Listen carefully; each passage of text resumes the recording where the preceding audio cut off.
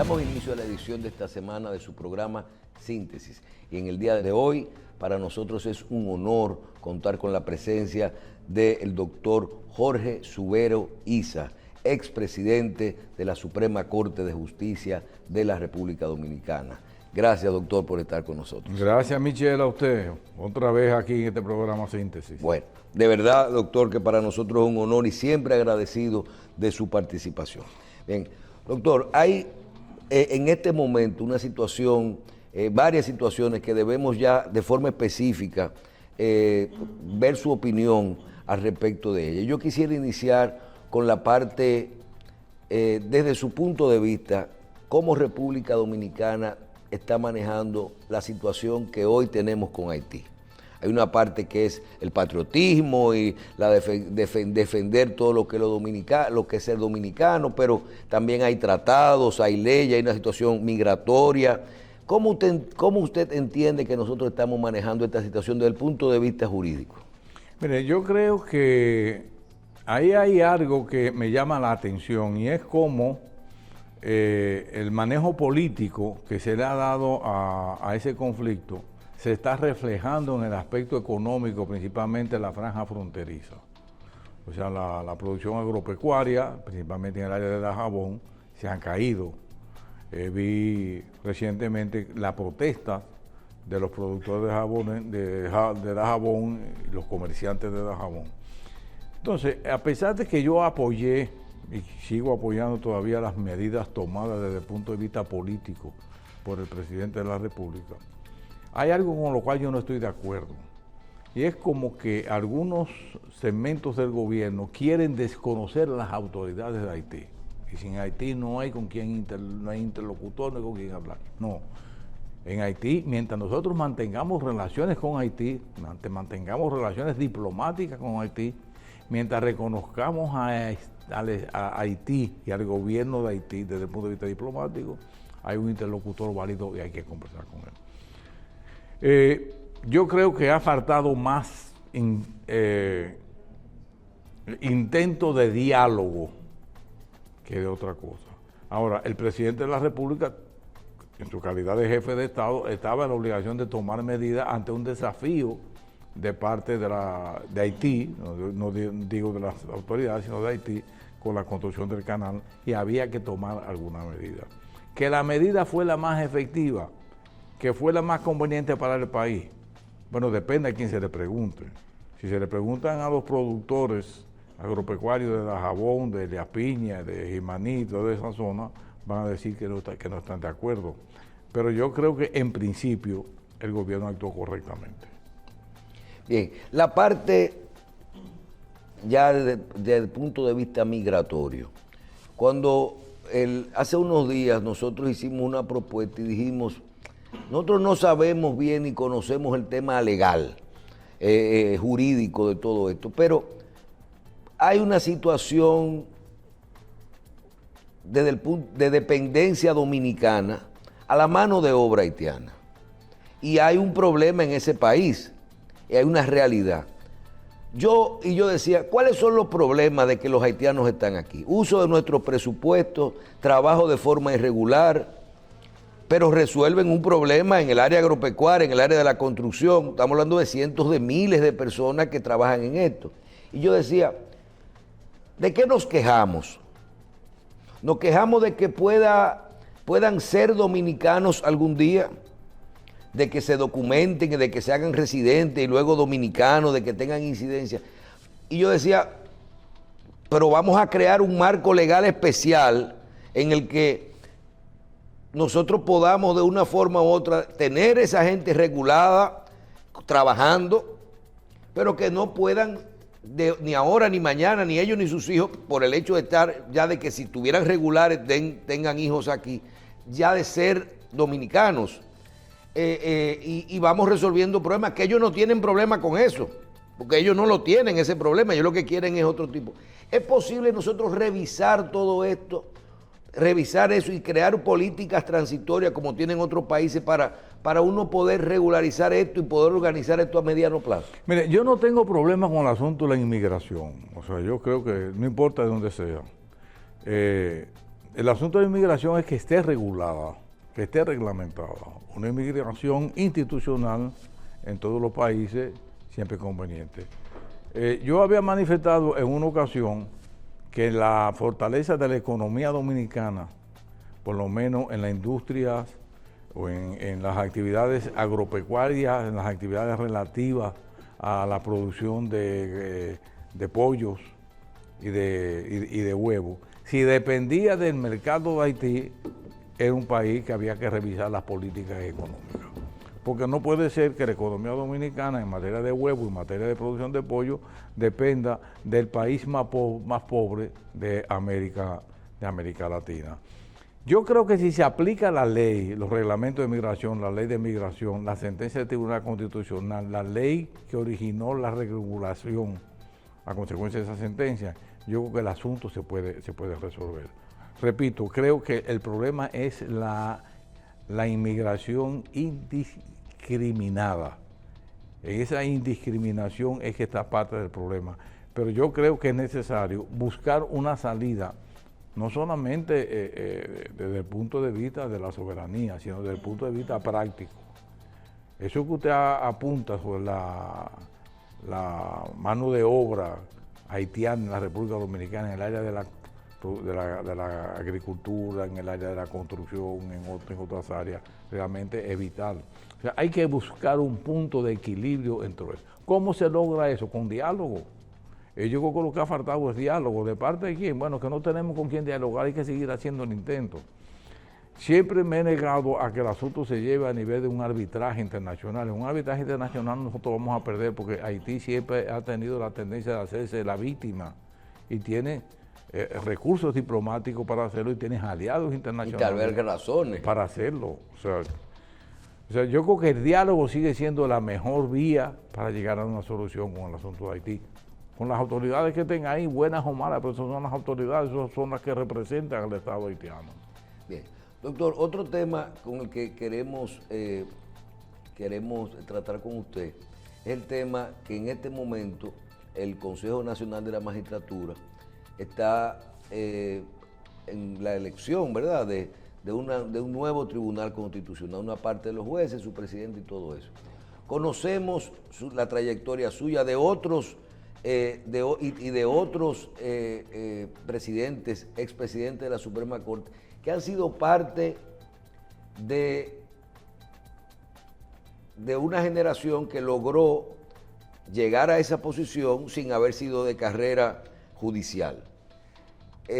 Agotaron los procesos, en el caso suyo creo que el trabajo está ahí, yo creo que no hay nada. Y uno a veces como dominicano dice, pero ¿cuál es el proceso de selección? ¿Cómo debe ser un proceso de selección? Tú no puedes pedirle al doctor Subero Isa que vaya al Tribunal Constitucional o al doctor que se quede por su edad. Pero a veces tú dices, pero uno que tenga 74 puede entrar, aunque vaya a entrar por 6 años. Háblenos de ese proceso de selección, de lo que es la capacidad, la experiencia y de ese marco legal que ata para poder seleccionar en una posición tan importante, porque ya vemos que el Tribunal Constitucional se ha convertido, y de eso hemos hablado en otro programa, se ha convertido en otra instancia más. Sí. Como yo formé parte del Consejo Nacional de la Magistratura, que escogió los actuales miembros que salen ahora, los 5 que salen ahora del Tribunal Constitucional, no solamente formé parte de ese consejo, sino que voté favorablemente para ello. A mí me gustaría contestar la pregunta respondiendo a lo que mi modo de ver debe ser, ¿qué debe ser el perfil del juez constitucional? O sea, yo creo que debe haber un equilibrio entre jueces de carrera y jueces que vienen de la academia o que vienen del ejercicio profesional. El perfil que yo le veo a los que vayan a sustituir a esto es que sea honradez, honestidad, laboriosidad. Y voy a agregar un cuarto elemento que no lo he dicho nunca y lo voy a decir por primera vez en este programa. Yo creo que un juez de un tribunal constitucional tiene que tener necesariamente una visión política del Estado y de la realidad social dominicana imperante en un momento determinado. ¿Por qué esa visión política? Porque todas las decisiones adoptadas por el Tribunal Constitucional de nuestro país y del mundo entero donde existen, tienen un carácter eminentemente político, porque la materia prima con que trabaja el Tribunal Constitucional es la Constitución de la República y no hay un instrumento político más importante de tanta dimensión como es la Constitución. ¿Qué usted habla? ¿De tacto político o de tomar en cuenta la política para tomar las decisiones? No la política, la visión política que se tenga del Estado y de la realidad social. O sea, una cosa es política partidista, partidarista, si usted quiere, y otra cosa es política de Estado.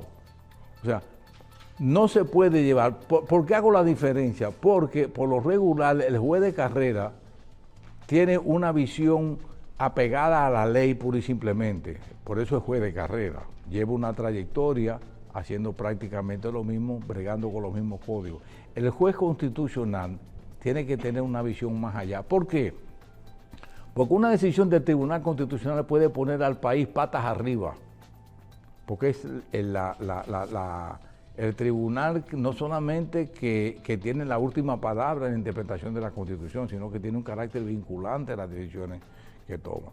Entonces, hay que tener cuidado con la selección del Tribunal Constitucional, porque pueden tomar medidas que pueden desestabilizar el estado de cosas en un país determinado. Por eso que hablo de la visión política del Estado, de la función del Estado y de la realidad social en un momento, de la realidad social dominicana imperante en un momento determinado. ¿Por qué usted no toma en cuenta, por ejemplo, la experiencia? Nosotros que somos parte de una generación que le digo, bueno, me gustaría que salgan nuevos abogados que de carrera, que sean que vengan de forma institucional, que sean de otra generación, pero hay áreas como la Suprema Corte de Justicia, el Tribunal Constitucional, que uno dice los años, las canas, la experiencia pesan mucho. ¿Será que ese marco, cuando se construyeron los parámetros para la selección de estos jueces, debieran modificarse y tomar en cuenta estos aspectos? Igual que hay áreas que tú dices, nosotros tenemos un gobernador, por ejemplo, del Banco Central, que tiene muchísimos años ahí, como que te digan a ti, las cosas han funcionado. Bueno, tenemos estabilidad, eso nadie no lo cuestiona a nadie. Tú puedes decir que por edad esa persona tiene que salir. Vamos a suponer que tenga, o el mismo magistrado Suberoíza, y muchísimos casos que uno puede decir, tienen la experiencia y no tienen que salir a inventar y vale la pena. ¿Se puede cambiar esto? Yo quiero referirme relacionando la experiencia con la edad. O sea, obviamente, la edad es un elemento muy importante para adquirir experiencia. Los conocimientos adquiridos a través del tiempo, a través de la experiencia, son importantes. Pero la edad, a mi modo de ver, la limitación que se estableció tanto en la Suprema Corte de Justicia como en el Tribunal Constitucional con respecto a los 75 años fue un error. Y Leonel Fernández, siendo presidente de la República, discutió muchas veces conmigo el asunto que él en lo personal no estaba de acuerdo. Porque una persona a los 75 y a los 80 años, principalmente con estos proyectos de longevidad que hay, se encuentra en el pleno ejercicio de sus facultades físicas, mentales. No, y sobre todo, magistrado, la experiencia. Excúseme con esto, pero ¿por qué tiempo se selecciona un juez del Tribunal Constitucional o de la Suprema Corte? Bueno, pero la Suprema 7, para el Tribunal Constitucional 12 máximo. Perfecto. Entonces usted puede entrar con 74 años y después hay que sacarlo al año. Sí. Es un disparate.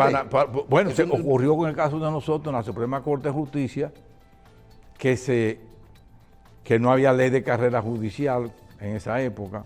se designaron personas que tenían más de 76 años, el caso de Margarita Tavares, el caso de Guabre Balenche, el caso de Campillo Pérez, el caso de Nene Guiliani. O sea, todas esas personas tuvieron todo eso. O sea, que en la actualidad no hubieran podido ser designados. Porque también, aparte de la edad, ahora tienen que ser de carrera. ¿O es una potestad del Consejo de la Suprema no. Lo de la Suprema tiene, la Suprema tiene un porcentaje que son de carrera y otros que tienen que venir de la Procuraduría, del ejercicio o de la academia. Eso necesariamente en el caso de la Suprema.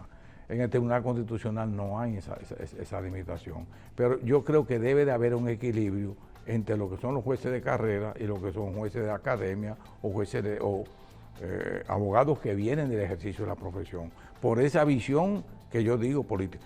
Yo no creo que se escojan, que sea un requisito sine qua non, que sean escogidos constitucionalistas, como muchos están pensando. Constitucionalista no se nace, constitucionalista se hace. O sea, lo importante es que se pueda lograr un equilibrio entre ese ejercicio, entre esa experiencia. Por eso es que creo, por ejemplo, voy a cumplir en marzo 77 años, y yo estoy en la plenitud de mis facultades. Pero no quiso participar en nada de esto. Nadie me invitó. Inclusive y nadie se acercó. Hubo un grupo de gente que hablamos de que usted, cuando se habló hasta de la Cámara de Cuentas, que usted podía. Se habló, pero a mí, en todo el tiempo que yo tuve, que ya he estado fuera de la Suprema Corte de Justicia, a mí absolutamente nadie ha ido para ofrecerme una posición o que acepte una cosa o acepte la otra. Aquí somos muy dados a decir que me buscaron. No, aquí no buscan a nadie. Aquí la gente se la busca. Aquí la gente se la busca, que es otra cosa totalmente diferente. Incluyendo, aquí nadie llega a ninguna posición, a la Junta Central Electoral, al Tribunal Superior Electoral, a la Suprema Corte de Justicia, al Tribunal Constitucional, si no tiene un respaldo político atrás. Absolutamente imposible. Si no la UPA, el sector político o un político, no se llega. O sea que eso que se dice aquí de que aquí la independencia de la justicia, por ejemplo, es en todas las áreas que se da. Sí, pero yo creo que una cosa es llegar y otra cosa es ejercer. Porque yo no le tengo miedo a los políticos. O sea, yo creo, por eso fíjate que en el Tribunal Constitucional yo abogo por una persona que tenga una visión política. Y no tengo tampoco reparo en decirlo con la Suprema Corte de Justicia. Yo no tengo problema con que sean políticos, no. El problema es que lleven la política al ejercicio de la función que luego de que lleguen. Luego de que lleguen. ¿Hasta dónde es el compromiso? Yo puse el ejemplo, yo tengo dos ejemplos, y aquí mismo en este mismo programa lo he citado. El caso de Pedro Romero Confesor. Pedro Romero Confesor prácticamente abandonó la consultoría jurídica del Poder Ejecutivo en tiempo de Balaguer para ser juez de la Suprema Corte de Justicia. Nadie podía desconocer cuál era la afiliación política de don Julio Genaro Campillo Pérez. Y ninguno de los dos llegó al seno de la Suprema Corte de Justicia a los aspectos políticos, ni de sus partidos, ni de nada de eso, sino pura y simplemente se apegaron a lo que establece la Constitución, a lo que establecen las leyes. O sea que no creo que el asunto político o el carácter político o que una persona sea político constituya necesariamente un obstáculo para ocupar una posición. En el caso del Tribunal Constitucional, usted participó en todo lo que crea esto. Esto se creó en el 2010, el Tribunal Constitucional. Fue parte del Consejo de la Magistratura para ejercer todo esto, pero su posición con respecto a las atribuciones que se le han dado al Tribunal Constitucional, ¿siguen siendo las mismas? Sí, yo creo que sí. Se pasan se están mandando demasiado cosas al Tribunal Constitucional que no hay que mandarlas. Yo creo que sí. Se están constitucionalizando muchas cosas. O sea, yo soy de los que creo que el Tribunal Constitucional en algunas decisiones ha desbordado los límites de su propia competencia. Ahora bien, ¿está actuando ilegalmente? No, por una razón elemental. Yo decía recientemente, y llamó la atención de la persona a quien lo dije, que el asunto no es lo que diga la Constitución, sino lo que el Tribunal Constitucional dice que dice la Constitución, que es una cosa muy distinta. ¿Cómo la cosa? que el asunto no es lo que diga la Constitución, sino lo que el Tribunal Constitucional dice que dice la Constitución. La interpretación. La interpretación que le dé al Tribunal Constitucional. Por eso que no puede hablar de ilegalidad. Que se desbordan los límites de la Constitución. Bueno, sí, pero es una labor de interpretación. Muchas veces penetra en un campo de legalidad que corresponde a la parte jurisdiccional, que corresponde a la judicatura ordinaria. Pero eso es la interpretación que se le da.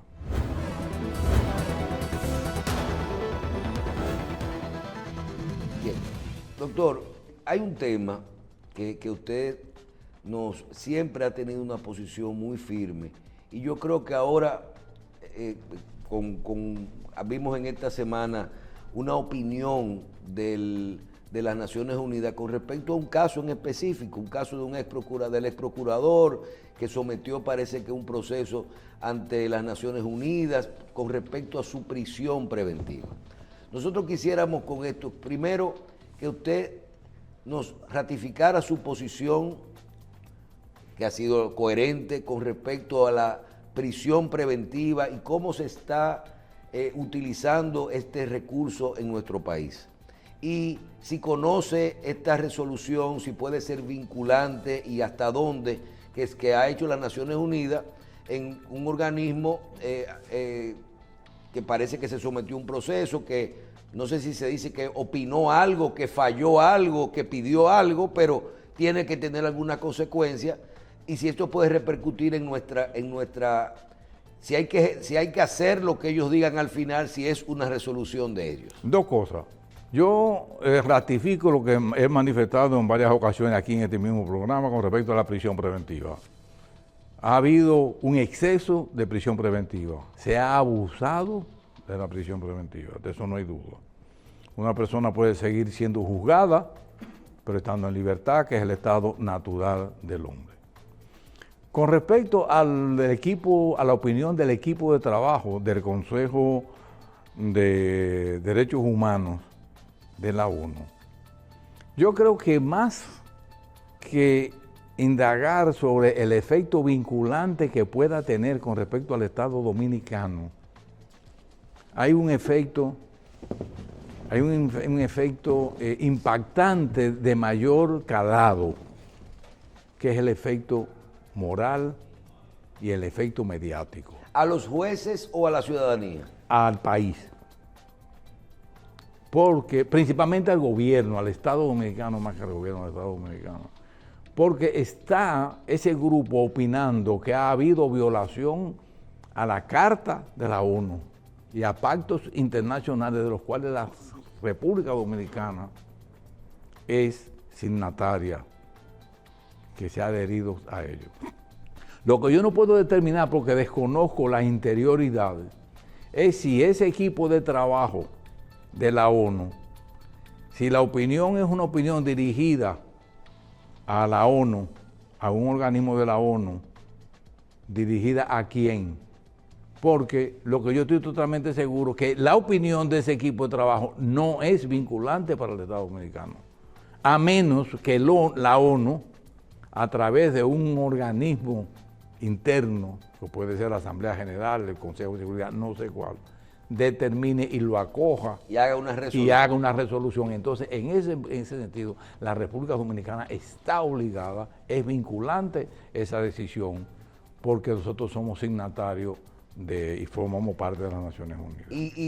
Pero, ¿qué usted dice? Que con el grado de lo que significa la ONU, este análisis, esta opinión, entonces usted dice que en este momento puede cambiar la forma de pensar o de actuar de las autoridades del gobierno y hasta de cómo piensa la ciudadanía. Es posible, porque incluso ellos están recomendando que el Estado Dominicano, dirigida principalmente al presidente de la República, que ordene una investigación.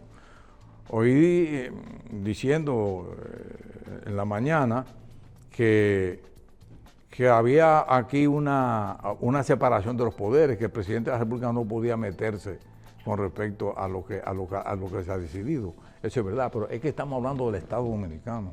Cualquier condenación sería contra el Estado Dominicano, independientemente del gobierno que sea. Por eso que insisto, el impacto de esa opinión, o sea, lo que dicen esos expertos que en el caso del ex Procurador General de la República se han violentado los derechos fundamentales de él. Y a eso hay que prestar atención. ¿Qué ha hecho la Cancillería? No sé. La Cancillería tiene conocimiento de esa opinión del equipo de trabajo, tampoco lo sé. ¿Qué va a hacer la Cancillería? Tampoco lo sé. Eso es lo que, los jueces, ¿quién fija la prisión preventiva en nuestro país? La solicita la Procuraduría, el fiscal. ¿Quién la fija? El juez. El juez. Los jueces, no sé si usted como ex presidente de la Suprema pueda contestar esto, pero ¿usted cree que aquí los jueces tienen miedo de cumplir la ley cuando se trata de marcar, decirle a la gente, a ti no te han juzgado, yo te puedo poner un grillete o mandarte a ponerte impedimento de salida, cuando a ti te juzguen tú puedes ir a la cárcel si eres culpable? ¿Tienen miedo de utilizar las otras medidas de coerción y siempre utilizan la medida de prisión preventiva? ¿Es por miedo? La opinión pública influye mucho en eso. O sea, principalmente en esta época porque es que lo están condenando previo. Sí, en esta época de redes sociales, los jueces, yo no voy a decir que tengan miedo, pero sí toman muy en cuenta cuál es la opinión predominante en un momento determinado al momento de tomar una medida. Y un juez no tiene que cumplir la ley. Totalmente. Y la ley no puede ser interpretativa o depender de una opinión pública. No. El juez debería de llevarse pura y simplemente de lo que establece la ley, de lo que le dicta su conciencia. Eso es lo ideal. Pero no podemos perder de vista que los jueces son seres humanos, que tienen familia, que tienen hijos en el colegio, que ven las redes sociales en la actualidad tienen un papel determinante en la toma de decisiones de cualquiera. Entonces, el juez, mientras que tiene un catálogo de las medidas de coerción que puede tomar, siendo la prisión, la privación de libertad, la última, sin embargo, se despachan casi siempre acogiendo el dictamen del Ministerio Público, precisamente para evitar la crítica de la opinión pública. Pero lo ideal sería que una persona sea juzgada en libertad, a menos que haya evidencia de que hay un peligro de fuga, que puede alterar las pruebas, que puede manipular el proceso, pero fuera de esos presupuestos. Que también eso es interpretativo, eso sería... También interpretación, por eso es que el juez es soberano al momento de tomar la decisión. ¿Cuál es la opinión suya sobre los acuerdos judiciales? Los acuerdos, no sé si se dice judiciales o extrajudiciales, y sobre todo viendo ya los que están ocurriendo ahora. Vemos casos de corrupción, por ejemplo, en la que implicados, personas que pueden ser condenados, partes del proceso, hacen una negociación económica y una delación, quedan fuera del proceso y otros están adentro. ¿Hasta cómo usted ve si nuestras leyes permiten esto? ¿Hasta dónde y quién tendría que, se puede decir, yo te acepto eso y ya con eso te perdono? Porque yo podría atracar un banco con otra persona y después decir, mira, fue él y yo estaba, toma, te devuelvo algo del dinero. ¿Hasta dónde esto es válido y qué usted opina sobre los acuerdos, sobre todo económicos, con gente que son parte del proceso, mira, no testigos? Lo que yo voy a decir no le va a gustar a mucha gente. Y posiblemente este programa, que tiene una audiencia muy buena, la gente va a escuchar lo que yo voy a decir. Para mí son acuerdos indecentes. Yo no concibo todavía, quizás por mi formación, yo tengo 53 años de ejercicio profesional, viendo las diferentes etapas por las que ha pasado la justicia dominicana. Premiar, ganar un proceso judicial, obtener ganancia de causa del Ministerio Público, lograr el Ministerio Público una condenación, porque un cómplice o un coautor denuncia a su compañero, para mí es antiético. ¿Y esa prueba es válida? Es válida porque la ley lo contempla. Eso es fomentar el caliezaje. Son medidas que desde el principio yo nunca estuve de acuerdo. De que para que el Ministerio Público pueda aprobar la acusación que se le está imputando a una persona, tenga que recurrir a una delación que se va a premiar. ¿Cuál es el premio? Bueno, que te vamos a disminuir la pena o por simplemente no vayas a la prisión, pero tú denunciaste a tu amigo, porque principalmente quien hace la denuncia es una persona que está muy ligada al imputado. O que es cómplice. O que no necesariamente es cómplice. Lo que quiere estar va a hacer. Pero es porque es una persona que ha tenido confianza, que se ha ganado la confianza del imputado. Entonces dirá, bueno, la justicia está en primer lugar. Sí, es verdad. La justicia, yo creo que todos debemos cooperar con la justicia. Pero yo tengo mi criterio que para mí son acuerdos indecentes, son acuerdos antiéticos. Porque yo no puedo denunciar a un amigo al cual me ha brindado lealtad y ha depositado en mí la confianza. Y hay una parte que usted nos explicó en una participación anterior y que tenía que ver con el tipo de justicia que nosotros tenemos aquí. Que como que hay países que tienen justicia que son por presentación de pruebas y otras por íntima convicción, algo así, que nosotros aquí tenemos como un sistema ahora de pruebas. La parte esa de las delaciones premiadas, no podría entrar mucho entre... no tienen que estar soportadas esas delaciones por pruebas documentales también. Mira, ahora como vimos en un caso que ya yo creo que terminó, el caso de Odebrecht, pero 8 o 10 años... No, perdón, no ha terminado. Bueno, pero en Brasil todo cambió, anularon todas las pruebas que aquí se utilizaron, allá las anularon, o sea, borrón y cuenta nueva. Todo eso invalida un proceso. ¿Hasta dónde nosotros necesitamos pruebas documentales o pruebas físicas, no sé cuál es el término jurídico, o está la íntima convicción? Pruebas idóneas. O sea, cuando hablo de pruebas idóneas, sean pruebas que realmente se hayan obtenido válidamente, que se hayan obtenido legalmente, no son pruebas obtenidas ilegalmente. Pero magistrado, escúcheme, mira cómo la gente lo ve, porque también ustedes a veces conocen tanto la justicia que la gente quiere entender. Usted viene aquí, dice ahora mismo, con las características y el reconocimiento que tiene Jorge Subero Isa en República Dominicana y dice, yo estaba en el parqueo ahora mismo y yo vi a ese señor de la camisa roja atracar a otra persona. Usted lo vio, solo lo vio usted, no hay una cámara, no hay otra cosa. Ese testimonio suyo contra el testimonio de la persona, dice, yo no fui. Yo tengo una camisa roja, pero yo no fui. Es una prueba válida en un tribunal, no para usted salvarse, usted no es parte de, usted es un testigo presencial para someter a esa persona. Desde que se inventaron los procesos penales para juzgar a las personas que han cometido esos ilícitos, el testigo ha sido un elemento fundamental. Pero, ¿cuál es la diferencia? Que el testimonio se pesa. ¿Qué significa que el testimonio se pesa? Que depende quién sea el testigo. No es lo mismo la opinión como testigo de don fulano de tal que la opinión de una persona que lo que es un delincuente. Se pesa Se pesa. O sea, eso, los libros, por lo menos con los libros que yo estudié, porque ahora hay un derecho paralelo.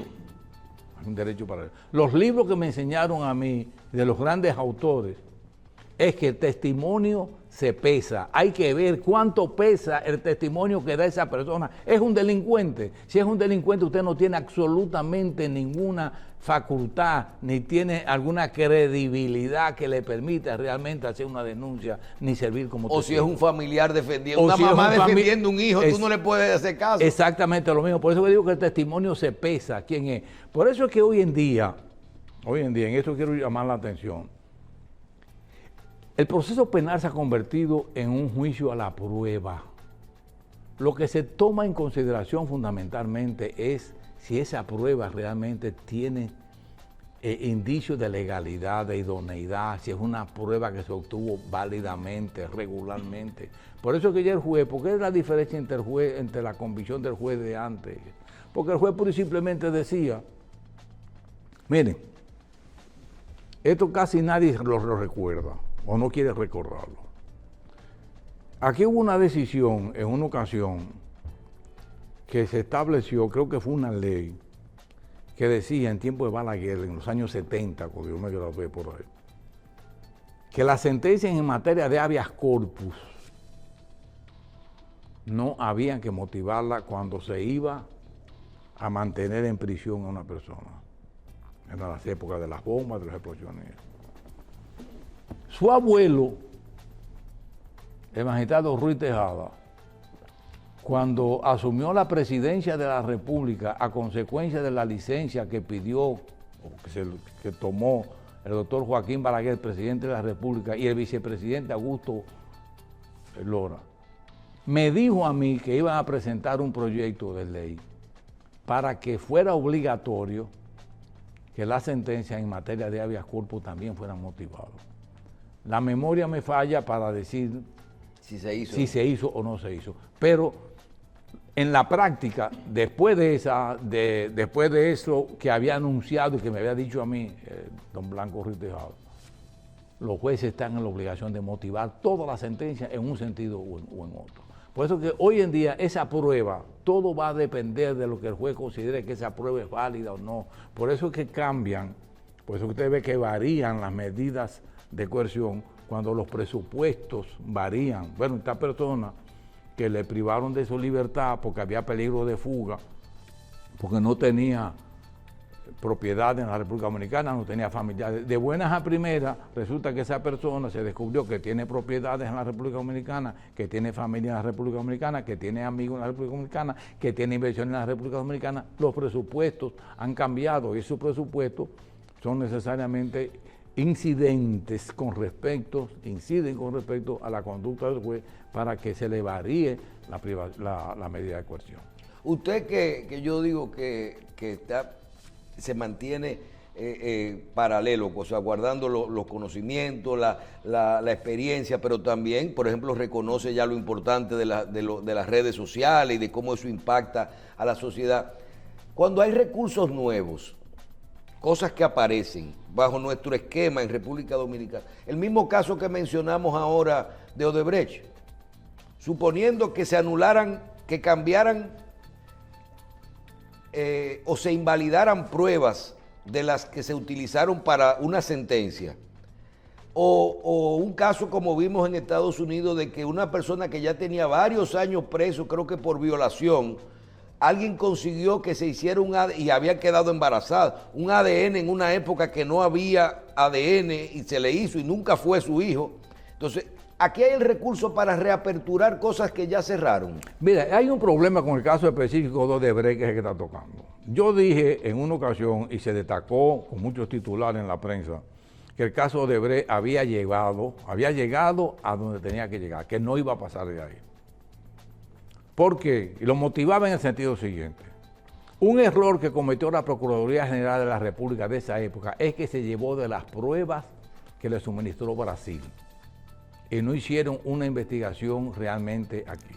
Tanto es así que la propia actual Procuradora General de la República calificó a ese expediente como vacío. Sí, aunque se inhibió, lo calificó. O sea, aunque se inhibió, pero lo había calificado. Una magistrada de experiencia, o sea, ya sabía lo que estaba diciendo. Por eso es, ¿cómo va a incidir esas pruebas que fueron anuladas, que se comprobó en Brasil, que fue un asunto político? En todo. ¿Cómo va a incidir en la República Dominicana? Yo creo que de una manera o de otra los jueces lo van a tomar en consideración. Porque no pueden ser inválidas allá y válidas aquí, principalmente cuando aquí... ¿Y esas son las pruebas que se usaron en ese caso aquí? Esas son las pruebas que se usaron aquí. Fundamentalmente, porque la Procuraduría no inició un procedimiento, una investigación paralela, sino que se soportó de manera fundamental en la documentación que le suministró Brasil.